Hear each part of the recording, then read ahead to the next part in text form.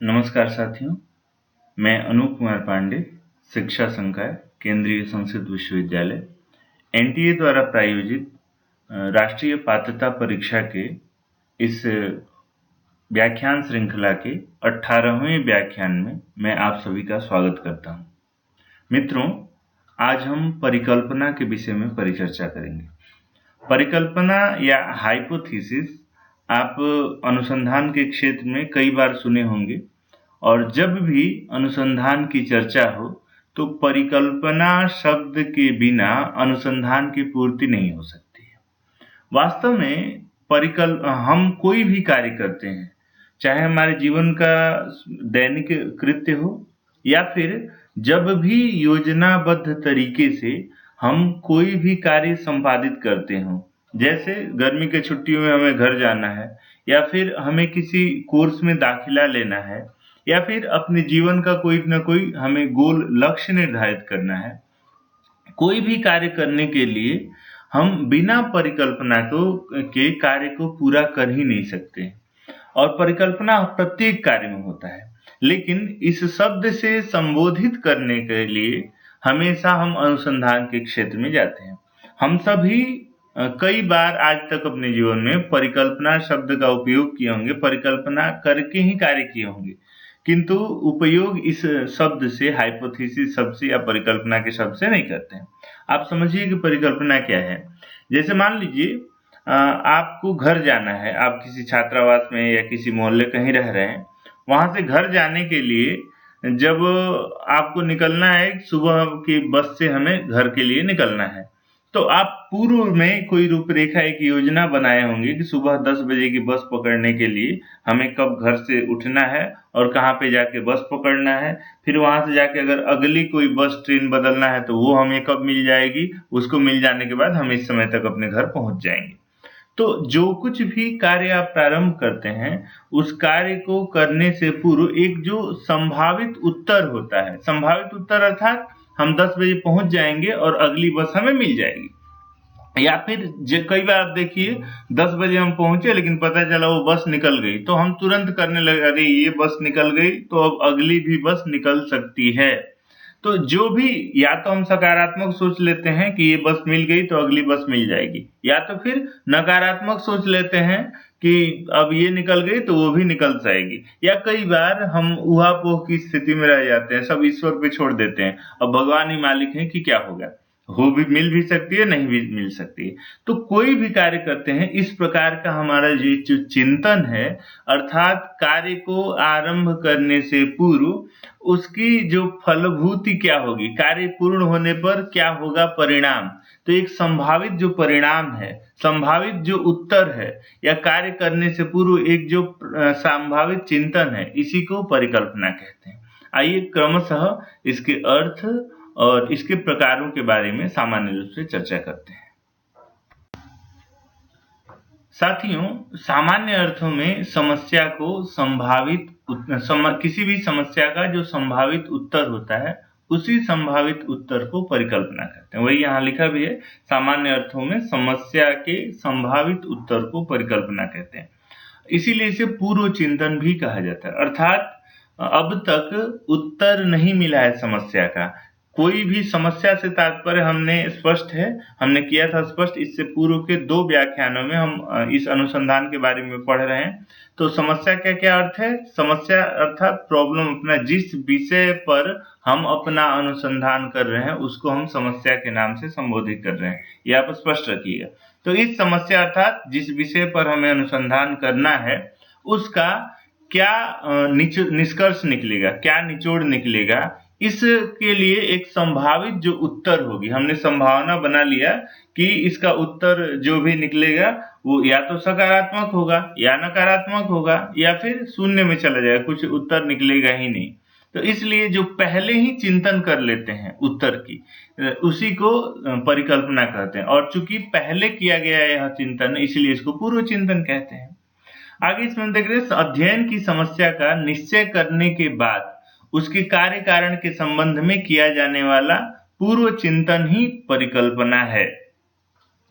तो कार्य कारण का संबंध अर्थात ये कार्य होगा और ये उसका प्रभाव मिलेगा, इसके बारे में चिंतन करना ही परिकल्पना कहलाता है। मित्रों, हम अपनी जो समस्या अर्थात 16वें व्याख्यान में हम जब अनुसंधान के अध्याय विभाजन को समझ रहे थे, तब हमने एक अपनी समस्या रखी थी जिस पर हम अनुसंधान को लेकर के रूपरेखा तैयार किए थे। वो हमारी समस्या थी कोविड-19 का अध्यापकों के ऊपर पड़ने वाले प्रभाव का अध्ययन। तो यही इसी को हम समस्या मान करके परिकल्पना को स्पष्ट करने का प्रयास करते हैं। ये हमारी समस्या हुई। अब हम वही यहाँ पर कह रहे हैं कि अध्ययन की समस्या का निश्चय करने के बाद, तो हमने अध्ययन की कौन सी समस्या निश्चित कर ली कि भारतीय परिप्रेक्ष्य में अध्यापन करने वाले अध्यापकों के ऊपर कोविड-19 का सब प्रभाव का अध्ययन को अर्थात कोविड-19 का उन अध्यापकों पर जो भारत में कार्य कर रहे हैं उनके ऊपर क्या प्रभाव पड़ेगा। तो कार्य क्या हो रहा है? कार्य तो ये हो रहा है कि इसका प्रभाव पड़ रहा है। और कारण क्या है? कारण है उनका जो भी आजीविका का क्षेत्र जो है उसमें प्रभाव आएगा, फिर उनका सामाजिक आर्थिक स्थिति उसमें प्रभाव आएगा, फिर जो कुछ भी उनका क्रियाकलाप है सब प्रभावित होगा। तो यही कह रहा है कि कार्य और कारण, कार्य क्या हो रहा है? कोविड-19 का जो है, और कारण क्या है? उस कारण से उनके वैयक्तिक जीवन के आर्थिक पक्ष, सामाजिक पक्ष या फिर उनका सांस्कृतिक पक्ष, उनके क्रियाकलाप कहाँ-कहाँ से प्रभावित हो रहा है। तो इनके बारे में किया जाने वाला कार्य कारण के संबंध में किया जाने वाला जो पूर्व चिंतन है, पूर्व चिंतन हम क्या कर रहे हैं? उसी को परिकल्पना, पूर्व चिंतन अर्थात हम उसमें इस समस्या का जब परिकल्पना निकालेंगे तो हम निकालेंगे कि कोविड-19 के प्रभाव से भारतीय जो शिक्षण पद्धति है इसमें कार्य करने वाले अध्यापकों की आर्थिक स्थिति कमजोर होगी। यह हमने कर लिया। तो कमजोर होगी, ये सकारात्मक परिकल्पना हमने लिखा, अर्थात इससे उनके आर्थिक जीवन पर प्रभाव पड़ेगा। और इसी को अगर हमने लिख दिया कि इसका कोई भी प्रभाव नहीं पड़ेगा, ये नकारात्मक हो गई कथन। वहीं हमने शून्य पे छोड़ दिया अगर कि इसका प्रभाव पड़ भी सकता है और नहीं भी पड़ सकता है, या तो इस प्रकार से वो शून्य में चला जाएगा। तो इस समस्या के बारे में इसके कार्य कारण के संबंधों के आधार पर किया जाने वाला जो पूर्व चिंतन है उसको परिकल्पना कह रहे हैं। यहाँ पर हम बेकन का संदर्भ लेना चाहेंगे। बेकन ने दरअसल रिसर्च मैथोलॉजी पे बहुत सारा काम किया, तो उसके जो कथन है उसका अनुवाद हमने किया कि जो ही समस्या की जानकारी हो जाती है उसके लिए परिकल्पना का निर्माण हो जाना चाहिए। बेकन का कहना है कि जब भी समस्या हो, अर्थात समस्या निश्चित होते ही अगर हमने दूसरा कदम उठाना है अनुसंधान के क्षेत्र में, तो दूसरा कदम होना चाहिए परिकल्पना का निर्माण करना। क्यों इसने कहा? क्योंकि जब तक हमारी परिकल्पनाएं निर्धारित नहीं होंगी तब तक हमारे अध्ययन क्षेत्र का निर्धारण नहीं होगा। हमारे रिलेटेड रिव्यू जो संदर्भित साहित्य है उसका निर्धारण हम नहीं कर पाएंगे। तो जब परिकल्पना बना लेंगे तो उसके आधार पर उन क्षेत्रों के अध्ययन करने में हमें जो है आसानी होगी। इसलिए परिकल्पना बना लेना चाहिए। आगे लिख रहे हैं कि परिकल्पना का निर्माण करने के लिए पहले समस्या को समुचित रूप से विश्लेषित और परिभाषित करना चाहिए। ये क्यों करना चाहिए? क्योंकि समस्या का संदर्भ जिन क्षेत्रों से जुड़ रहा है उन क्षेत्रों के आधार पर हम देखेंगे। जैसे हमने यही लिखा कोविड-19 का भारतीय शिक्षण पद्धति में अध्यापन करने वाले अध्यापकों के ऊपर पड़ने वाले प्रभाव का अध्ययन। तो इस समस्या जब पूरे विश्व के ही अर्थव्यवस्था को यह समस्या प्रभावित कर रही है, तो एक तो भारतीय संदर्भ, भारत पहले से ही एक विकासशील देश है, तो इसके ऊपर तो इसका प्रभाव आना ही है। दूसरी, जब अर्थव्यवस्था प्रभावित हो रही है, वो चाहे किसी भी क्षेत्र की हो, तो जाहिर सी बात है अध्यापकों का भी आर्थिक जीवन इससे प्रभावित होगा, सामाजिक जीवन इससे प्रभावित होगा। अर्थात हमेशा कोविड-19 का नकारात्मक प्रभाव ही पड़ने की संभावना है। तो इसीलिए समस्या को समुचित रूप से जब हम विश्लेषित करेंगे और परिभाषित करेंगे तो हमें परिकल्पना को बनाने में आसानी होगी कि परिकल्पना किस प्रकार से बनाई जाए। परिकल्पना से जो है अध्ययन का एक तरह से समस्या का सीमांकन भी हो जाता है। सीमांकन अर्थात अब क्लियर हो जाएगा कि किन किन क्षेत्रों का हमें अध्ययन करना चाहिए। और परिकल्पना जो है तथ्यों की सार्थकता भी निर्धारित करती थी। तथ्यों की सार्थकता अर्थात किन किन तथ्यों का हमें अध्ययन करना है और किन किन संदर्भों में करना है। तथ्य क्या है? कोविड-19 मान लीजिए इसके प्रभाव का अध्ययन करना है। दूसरा क्या है? अध्यापक के जीवन शैली के ऊपर करना है। तो पहले अध्यापक कैसे अपना कार्य कर लेता था और अब कैसे कार्य करना पड़ा है, इन दोनों के फर्क का अध्ययन उसको करना पड़ेगा। फिर इससे जो है प्रदत्तों के संकलन में भी आसानी होती है। प्रदत्त जब डेटा कलेक्ट करना होगा तो हमें एरिया पता चल जाएगा कि कहाँ-कहाँ से किन एरियाओं से लेना है, किन क्षेत्रों से लेना है। इसलिए इससे हमें सहायता मिलेगी। फिर यह समुचित उपकरणों के चयन में भी सहायता करता है। समुचित उपकरण अर्थात अब हमें अपने अनुसंधान के लिए किस प्रकार के उपकरणों की सहायता लेनी है, यह स्पष्ट हो जाता है। और इससे फिर आगे की संपूर्ण निष्कर्ष निकालना भी आसान होता है। तो कहने का मतलब परिकल्पना के करने मात्र से अनुसंधान की संपूर्ण पूर्व रूपरेखा एक तरह से निश्चित हो जाती है। आइए हम इस परिकल्पनाओं के प्रकारों के विषय में अब थोड़ा चर्चा करते हैं। साथियों, परिकल्पनाओं को यद्यपि बांटते समय जो भी अनुसंधान प्रक्रिया के ज्ञाता हैं, उन्होंने कई प्रकार के कुछ दिशा युक्त, कुछ दिशा विहीन और फिर घोषित अघोषित अनेक प्रकार से किया हुआ है। सामान्यतः जो मुख्य अंतर है जिसके आधार पर प्रश्न पूछे जाते हैं और जो इसकी अनिवार्यता है, उस घोषणा के आधार पर परिकल्पनाएं जो है वो 3 प्रकार की हैं मुख्यतः। पहला जो प्रकार है वो सकारात्मक परिकल्पना का प्रकार है। सकारात्मक क्या है? अभी हमने परिकल्पना का निर्धारण किया था, पड़ने वाले प्रभावों का अध्ययन। हमने सकारात्मक लिया अर्थात कोविड-19 से जो भारत में कार्य करने वाले अध्यापकों की सामाजिक आर्थिक दशाएं प्रभावित होंगी।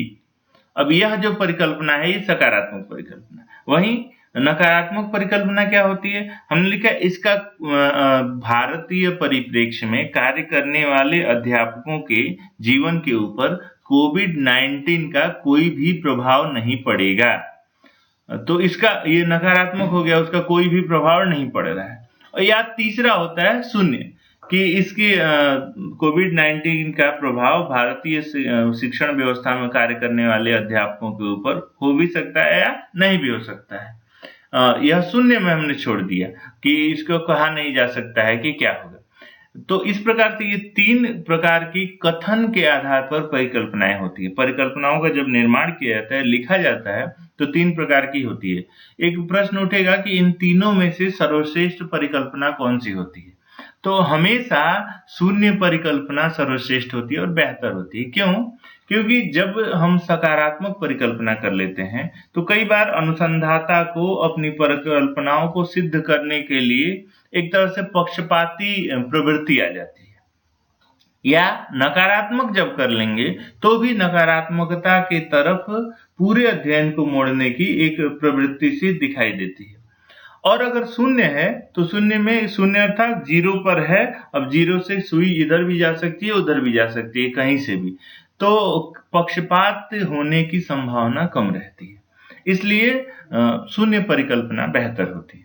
इस संदर्भ में एक आपसे और चर्चा करना चाहेंगे कि कई बार इससे प्रश्न भी पूछा जाता है कि अगर परिकल्पनाएं हमारी असिद्ध हो गई तो क्या अनुसंधान असफल हो गया या सफल हो गया? तो आप इस चीज को स्पष्ट रखिए कि अनुसंधाता का कार्य होता है अनुसंधान करना। उसने अपनी समस्या का चयन किया था, समस्या के लिए क्षेत्र का निर्धारण किया था, सीमांकन किया था और अपने कार्य को संचालित किया।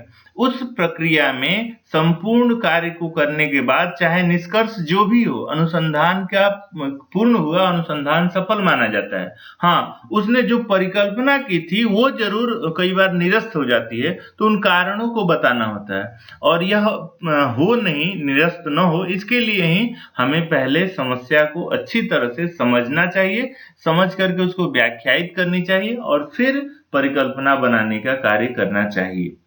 तो मित्रों, परिकल्पना की कुछ विशेषताएं भी होती हैं कि परिकल्पना जो है तथ्यात्मक होती है और निगमनात्मक चिंतन पर आधारित होती है और अनुसंधानकर्ता के लिए सर्वोत्तम मार्ग प्रशस्त करती है। यहीं से अनुसंधान की प्रक्रिया शुरू होती है और चरों के मध्य कार्य कारण का यह निर्धारण करने में बहुत बेहतर भूमिका निभाती है, घोषणात्मक होती है और इस संदर्भ में अन्य भी परिचर्चाएं हम कर सकते हैं। समय कम होने के कारण इसको यहीं पर हम अब समाप्त करते हैं।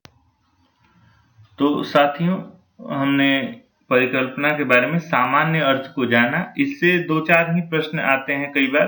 परिकल्पना का प्रकार क्या है, या परिकल्पना से आशय क्या है, परिकल्पना का प्रयोग कब होता है, परिकल्पना का उल्लेख कहाँ पर होता है। तो इन प्रश्नों का मैं समझता हूँ कि आप उत्तर दे पाएंगे अच्छी तरह से। अगर फिर भी आपको कुछ डाउट रहता है तो आप कमेंट बॉक्स में लिख करके बताइएगा, ताकि अगले व्याख्यान में हम उसकी चर्चा को करते हुए फिर अगले व्याख्यान की शुरुआत करें।